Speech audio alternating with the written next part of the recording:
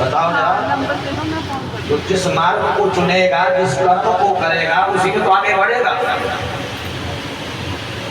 आपने भक्ति रूपी कर्म को चुना, पूर्व जन्म में भक्ति की, जन्म जन्मांतर से आप भक्ति करते भी आ रहे हो, तभी ना महादेव की शरण में बैठ करके भक्ति कर रहे हो। और जिसने किसी जन्म में भक्ति किया ही नहीं, वो थोड़ी ना यहाँ आकर के बैठेगा, वो थोड़ी ना भक्ति करेगा। तो भक्ति का योग भी उसी की जन्म पत्रिका में होता है जो जन्म जन्मांतर से भक्ति के मार्ग को चुना हुआ है। यहाँ पर देखिए, कश्यप मुनि की दो पत्नी है, एक का नाम है दिति तो एक का नाम है अदिति।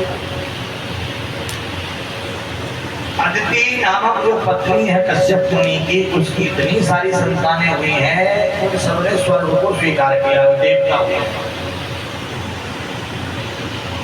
परंतु दिति की कोई संतान नहीं हुई। जब दिति की कोई संतान नहीं हुई तो दिति को बड़ा ईर्ष्या होने लगा था। देखो देखो, इसकी इतनी सारी संतान और मेरी एक भी नहीं। कभी कभी कम ईर्ष्या आती है ना, अरे पड़ोसी ने 2 मकान बना लिए, हमारे पास महाराज वही पुराना मकान। अरे पड़ोसी ने नई गाड़ी ले ली, हमारे पे गाड़ी ही नहीं। अरे पड़ोसी का बेटा इंजीनियर डॉक्टर बड़ा ऊंचे पद पर चले गया, हमारा नालायक निकल गया। ईर्ष्या होती है कि नहीं होती? अरे पड़ोसी तो खूब फल फूल रहा है, हमें देखो नुकसान पे नुकसान हो जा रहा है। तो दीदी को ईर्ष्या हो गई, बहुत परेशान। आज दीदी से रहा नहीं गया। और संध्या के समय पर कर्दम मुनि कश्यप मुनि संध्या करने के लिए जा रहे थे, संध्या बंदन के लिए जा रहे थे। दीदी ने कहा संध्या बंदन बाद में करना, पहले इधर आओ, मुझे संतान चाहिए, गर्भाधान संस्कार करो। कश्यप मुनि ने कहा दीदी ये बात गलत कर रही हो, ये संध्या का समय है और संध्या के समय पर 4 कार्य भूल करके भी नहीं करने चाहिए। चत्वारि मानि कर्माणि संध्यायां परिवर्जयेत्। आहारम, मैथुनम, निद्रा, स्वाध्यायम, चतुर्थक। जब दोनों कालों की संधि हो रही हो उस समय पर भोजन नहीं करना चाहिए। शरीर में रोग होते हैं, बीमारियां आती हैं, उस समय पर सोना नहीं चाहिए, घर में दरिद्रता आती है। संध्या के समय पर पढ़ना नहीं चाहिए, विद्या बुद्धि नहीं आती है। संध्या के समय पर गर्भाधान संस्कार नहीं करना चाहिए। जो संतान होती है वे राक्षसी प्रवृत्ति की होती है, राक्षसी स्वभाव की होती है। कई माताएं बड़ी परेशान रहती हैं, कई पिता बड़े परेशान रहते हैं, देखो कैसा नालायक बच्चा, इतना मेहनत किया, इतना पढ़ाया लिखा, बिल्कुल राक्षस प्रवृत्ति का, कुछ भी काम नहीं आया, हमेशा पीता रहता है, हर समय जो है शराब के नशे में रहता है, जुए में, हर समय लड़ाई करता रहता है, झगड़े करता रहता है, हर समय गाली गलौज देता है, राक्षसी प्रवृत्ति है। संध्या के समय पर जो गर्भाधान संस्कार करता है उसके घर में ही नालायक संतान उत्पन्न होती है। क्यों? क्योंकि संध्या के समय पर देवों के देव महादेव भगवान दारिद्र भंजन भगवान शिव अपने गांवों के साथ घूमने के लिए निकलते हैं, विचरण करने के लिए, और देखते हैं कि कौन क्या कर रहा है। जो जैसा कर्म कर रहा होता है उसको उसी के फल स्वरूप फल दे देते हैं, परिणाम स्वरूप उसे वैसा फल दे देते हैं। इसीलिए आपने देखा होगा कि संध्या के समय पर मंदिरों में महाराज बहुत सुंदर आरती होती है, संत घड़ियाल करते हैं। अपने अपने घरों पर लोग धूप जलाते हैं, दीप जलाते हैं, आरती करते हैं, गायत्री मंत्र का जाप करते हैं, गुरु मंत्र का जाप करते हैं।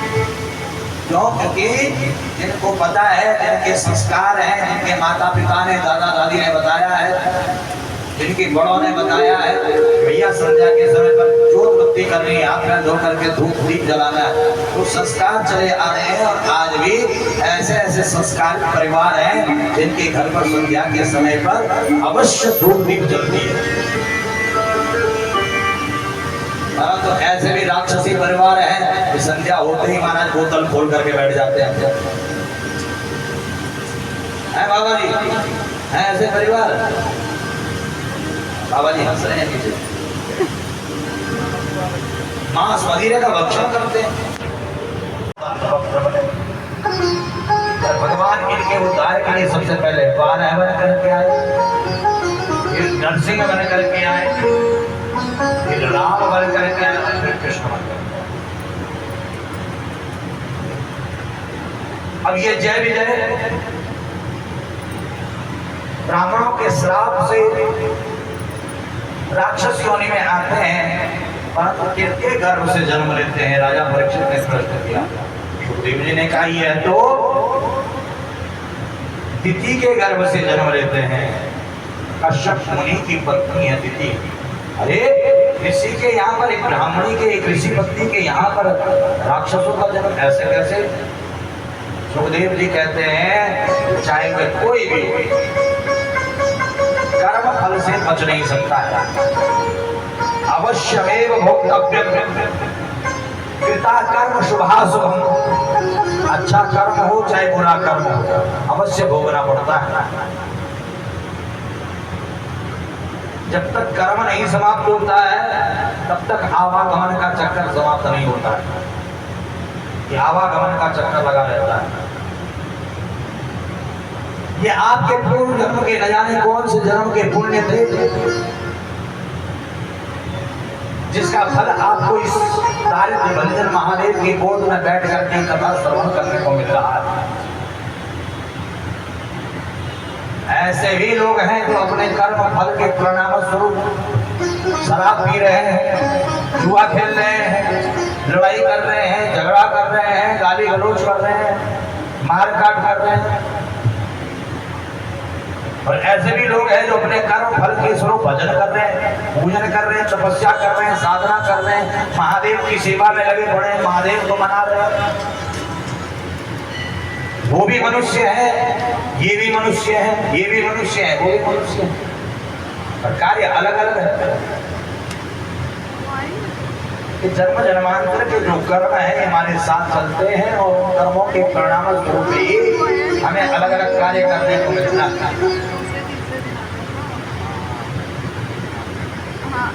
जो डॉक्टरी करेगा वही डॉक्टर बनेगा,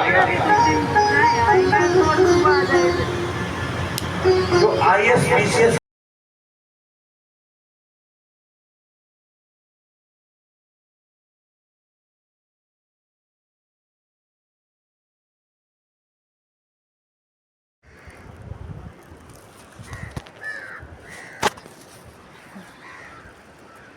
बाप खड़ा यार, मैं वहाँ से रोटी खाती हूँ देखती थी।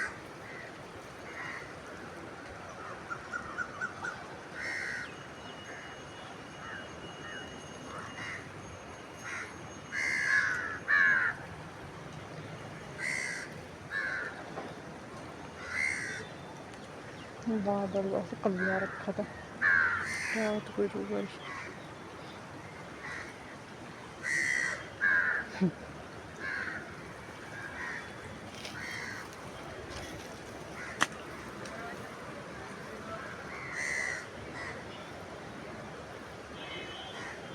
बिल्कुल आइडेंटिटी तो लगा यहाँ हम नहीं।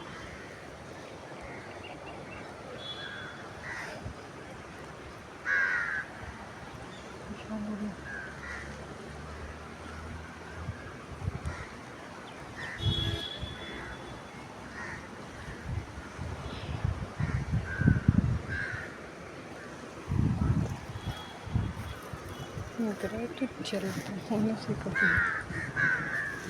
ज़्यादा मुँह से ही है ना।